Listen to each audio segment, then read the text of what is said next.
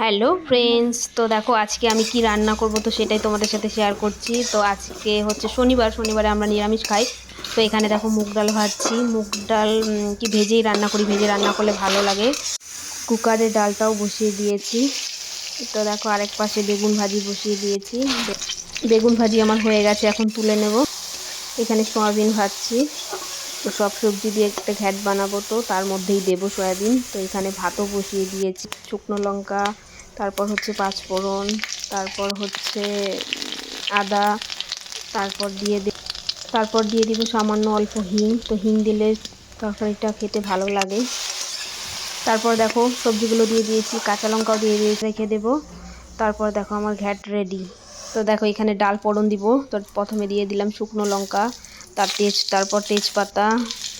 তো তারপর দিয়ে দিব গোটা দিয়ে দিব। তো ডালটা দেখো, তারপর নামানোর আগে একটু ঘি দিয়ে নিলাম।